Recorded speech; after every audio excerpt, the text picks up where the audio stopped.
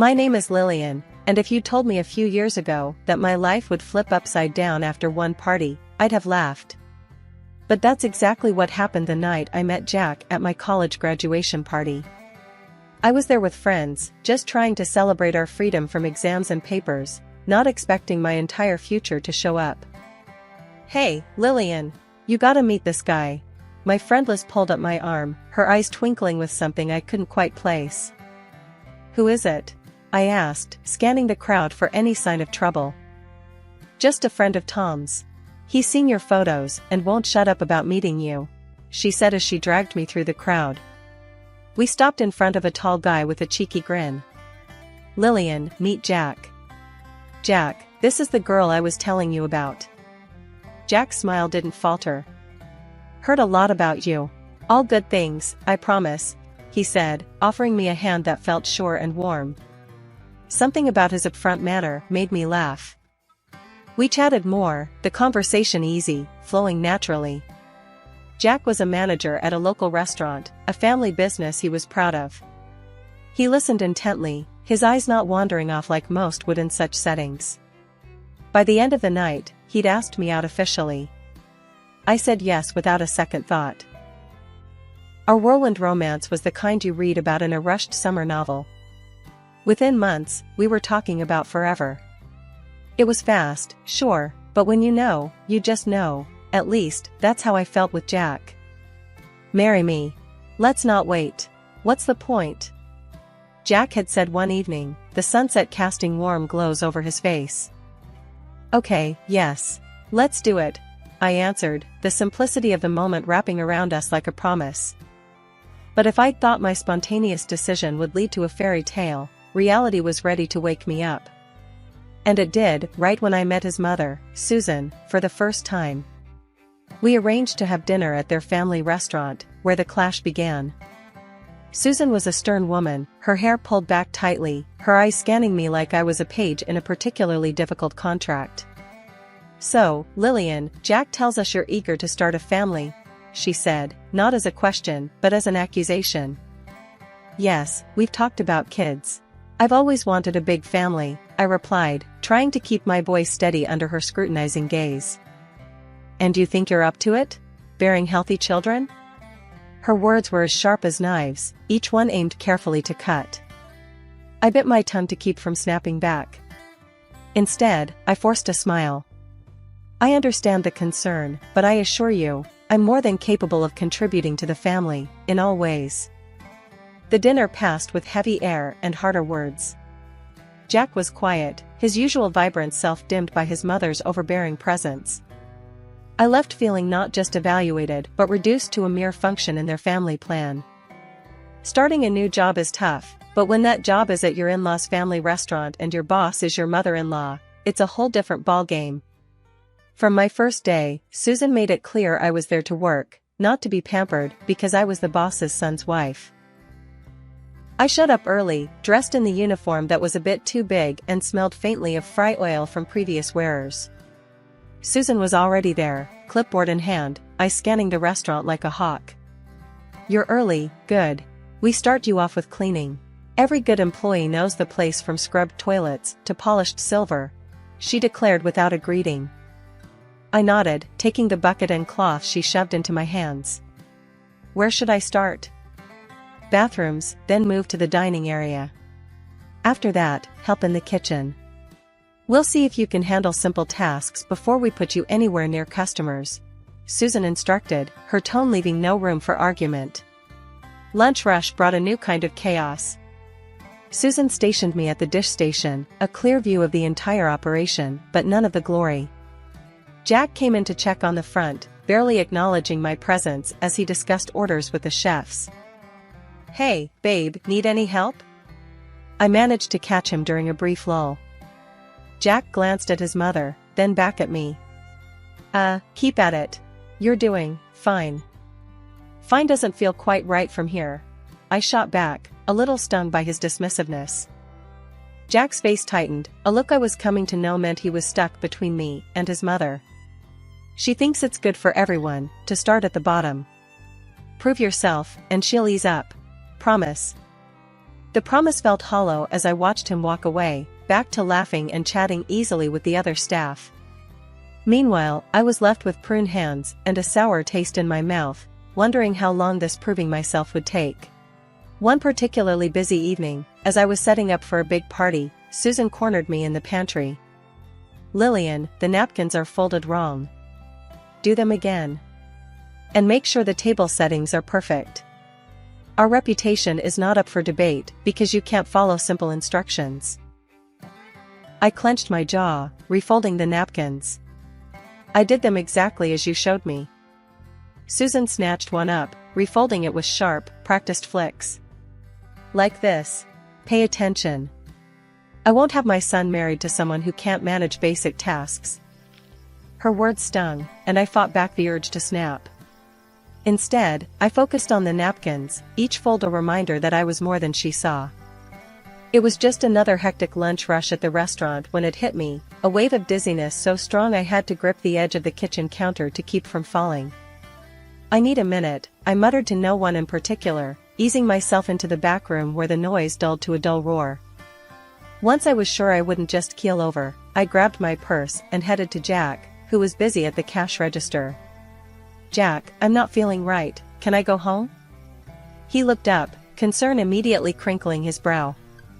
"Yeah, of course. Take it easy, okay? Want me to come with?" I shook my head. "I'll be fine. Just need to rest." At home, the quiet was a relief, but my mind raced. This wasn't just fatigue or stress. On a hunch, I found an old pregnancy test in the bathroom cabinet. Waiting for the result, my heart pounded not just with hope, but a flicker of fear. Positive. The word seemed to leap out at me. I was pregnant. I couldn't wait to tell Jack. When he came home, his face lit up like the 4th of July. "Really? That's incredible, Lil." His excitement was a bomb, making everything feel just right. But the good news quickly turned my life at the restaurant upside down. Susan, ever the overseer, took the pregnancy as her new project. My workload was cut down, which I appreciated, but that came with her scrutinizing every bite I ate. "No soda, Lillian. Here, have some water. You need to stay hydrated for the baby," she would chide, pushing a glass towards me as if I were a child. She even tagged along to my antenatal checkups. Standing next to the doctor like she was part of the medical team, she'd ask, "Is she eating right? Are the baby's measurements normal?" The doctor, used to nervous grandparents, reassured her, but Susan's vigilance only intensified. "We just need to be sure everything is perfect," she'd say, making me feel less like a soon-to-be mom and more like a walking incubator. Even Jack started echoing his mother, his words and ways morphing into a version of Susan. "Mom's right, you know. We just want what's best for the baby," he'd tell me when I expressed frustration. When our son was born, I thought maybe things would get better, that Susan and Jack's fixation would ease up now that the baby was here, healthy and perfect. But it only shifted gears. They doted on him to an extreme, hanging on his every gurgle and fuss, while I was nudged to the side, my role seemingly fulfilled. As they spoiled him with endless toys and attention, I tried to set boundaries, only to be overridden. "He's our heir, Lillian. He deserves the best." Jack would dismiss my concerns, parroting his mother's justifications. Feeling increasingly isolated, I poured myself back into work at the restaurant, where Susan's grip seemed to tighten. "Good, now that you've had the baby, you can focus here again. We need all hands on deck," she told me, as if my maternity leave was just a brief hiatus. It hurt, feeling reduced to just a role I could play in their plans, mother to the heir, worker in the family business. But I swallowed the pain, focusing on my son, determined to give him the love and balance his father and grandmother seemed to forget. The joy of finding out I was pregnant again was unlike the first time. This time, both Jack and Susan were equally thrilled, hoping for another heir who could one day help run the family restaurant. Everything felt like it was falling into place. "Ethan's going to be a big brother," Jack said, smiling as he watched Ethan play. "He'll have someone to teach all his tricks to." Susan was more practical, but no less excited. Another strong boy in the family would be perfect. Let's hope for a smooth pregnancy. Things changed when my second son, Jamie, was born. He was a large baby, robust and seemingly healthy, but as months passed, it was clear he wasn't developing like Ethan had. He was slower to reach milestones such as talking and walking. Concerned, I took him to see several specialists. After numerous tests and consultations, the diagnosis was clear: Jamie had developmental delays. The specialists were optimistic, though. With regular therapy and support, Jamie can still lead a normal life, one of them assured me. He's not less, just different, and he needs your support. I clung to that hope, but Jack and Susan reacted differently. This doesn't make sense, Jack muttered after one appointment. He doesn't even look like Ethan did at that age. Susan was more blunt, her words cutting deeply. Are you sure he's even Jack's son? He doesn't look like anyone in our family. I was stunned. What are you saying, Susan? Of course, he's Jack's. How can you even suggest such a thing? Their skepticism grew into something uglier. Jack's warmth toward Jamie cooled, and Susan outright suggested we minimize spending on Jamie's therapies. Why waste money on something that's not even certain? He's not going to be what we hoped, she said coldly one evening as we discussed finances. I couldn't believe what I was hearing. He's your grandson, I countered, my voice shaky with anger. He needs us, and I'm not going to let him down. Susan's response was even more shocking. Maybe it would be best if he were placed in a facility that can handle his kind. I felt as though she had slapped me. That's not an option. He's my son, our son, and he stays with his family.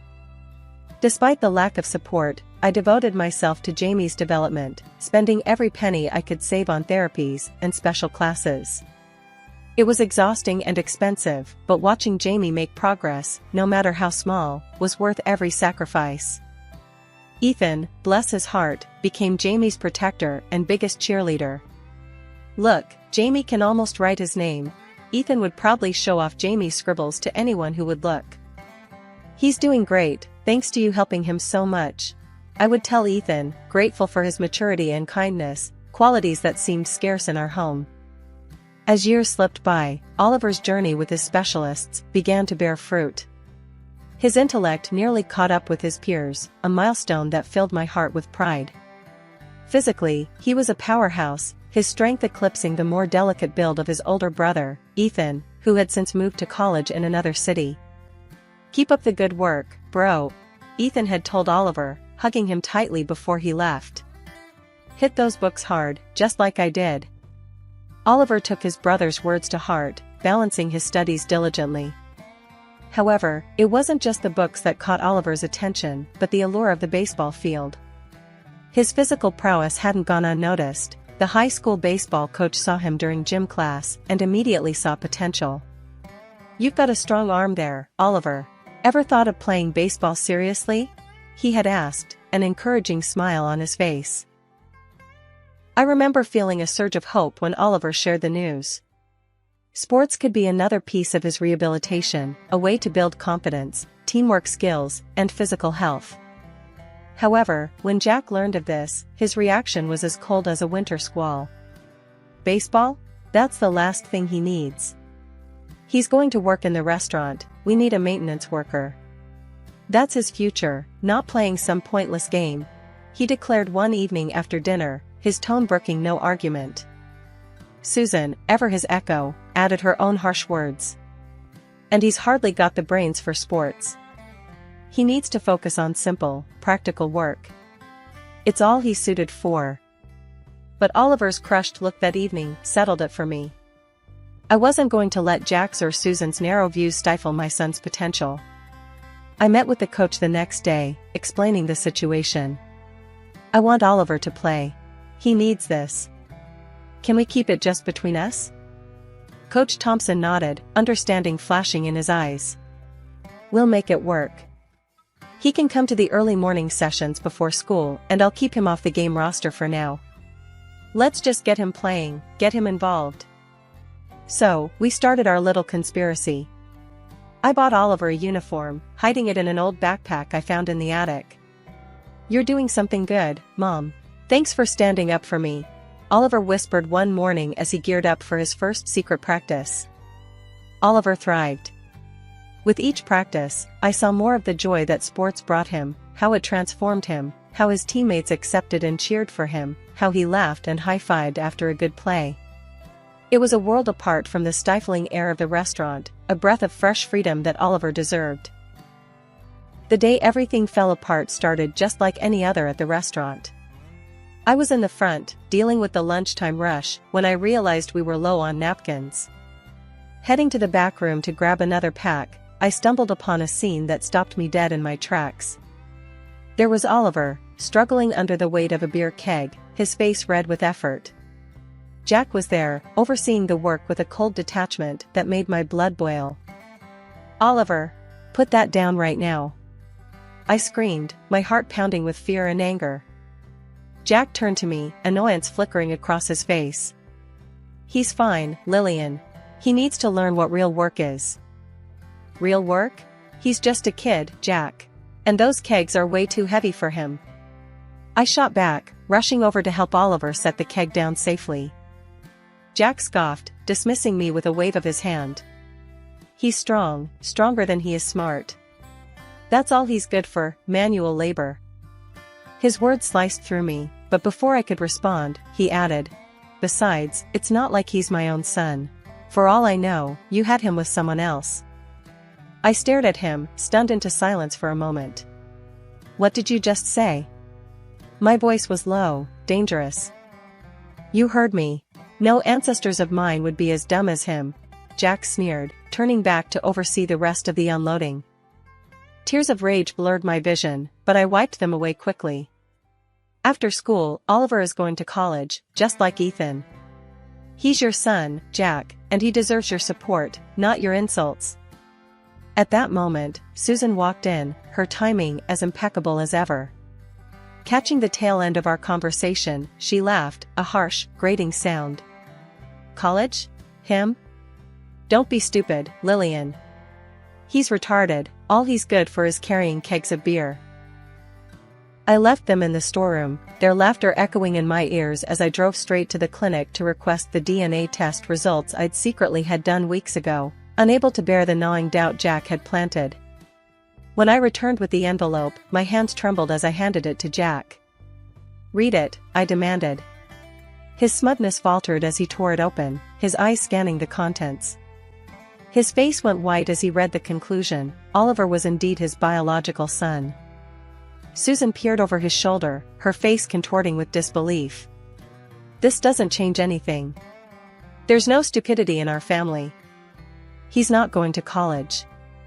Jack's response was cruel, dismissive. "He's not getting a dime from me for college. He's more used to us here." Something inside me broke then. I couldn't bear the thought of my son suffering any more under their disdain.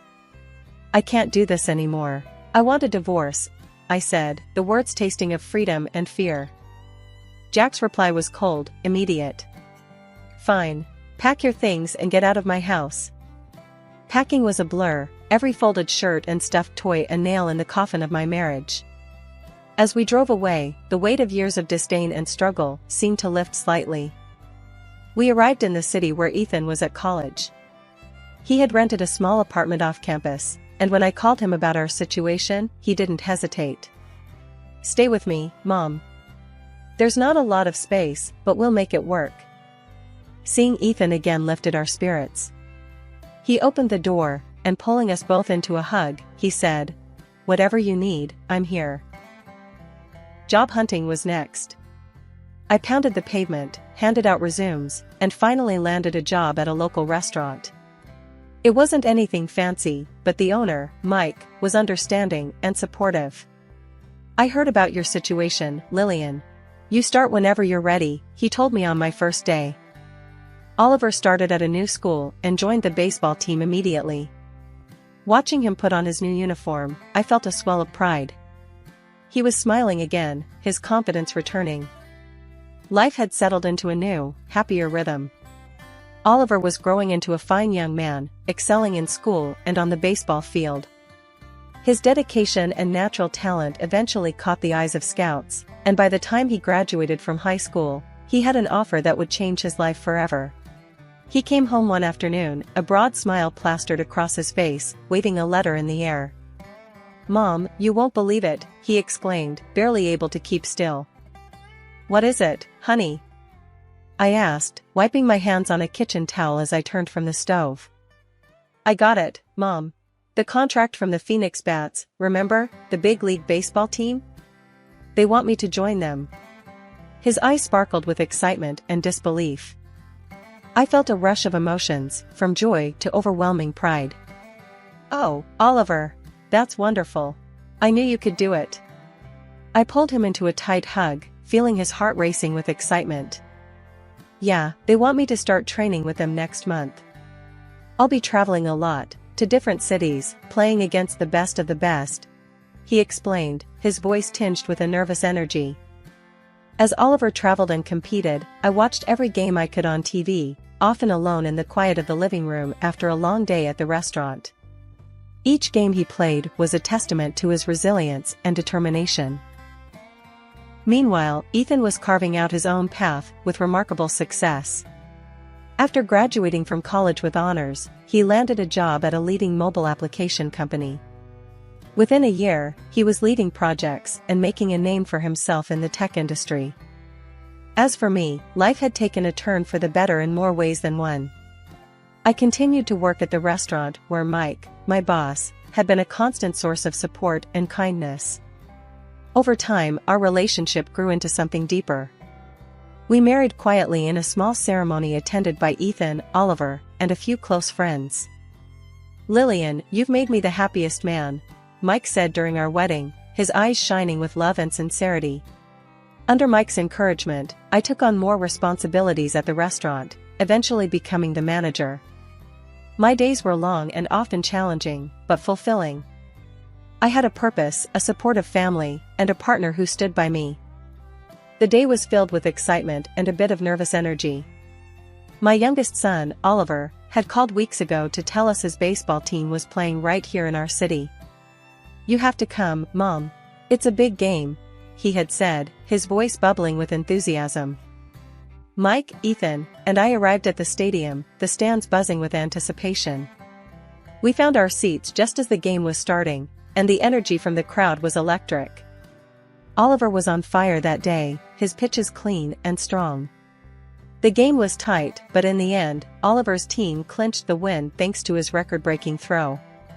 It was the strongest throw in the history of the team, and the crowd went wild, standing and cheering as Oliver was congratulated by his teammates and coaches. As the applause continued, a disturbance at the edge of the field caught everyone's attention. An elderly bald man and an older woman made their way onto the field, the former waving some papers in the air. The camera panned to them, their images appearing on the big screen. It was Jack and Susan. "That's our boy. Our blood," Jack shouted as he tried to reach Oliver. Oliver stopped and stared at them, then took a step back as Jack reached out to hug him. Oliver's voice was firm and carried over the microphone. "No, you are not my dad. My family is my mom, my brother, and Mike, whom I love." The audience burst into applause, supporting Oliver's stand. Susan, never one to give up easily, started yelling. "We want your money. You owe us." Oliver shook his head, resolute. "I owe you nothing. You were never there for me when I needed you." Security quickly intervened, escorting Jack and Susan off the field while the crowd cheered Oliver's bravery and honesty. As we prepared to leave the stadium, Jack and Susan, having been ejected, were waiting by the gate. "The restaurant's gone under. We need help, Lillian," Jack pleaded, desperation in his voice. "No, Jack. It's over. You made your choices," I replied, feeling Ethan's hand squeeze my shoulder in support. Jack's face turned red with anger, and he stepped towards me, but Mike stepped in front of me protectively. "You need to leave and stay out of their lives," he said firmly. Jack hesitated, glanced at the security nearby, and finally backed down. Susan, defeated, followed him. As we walked away, Ethan hugged me tight. "You okay, Mom?" Yes, honey, I'm fine, I assured him, taking a moment to look back at Oliver, who was signing autographs for young fans, his smile bright and free. And I realized that I'm the happy person.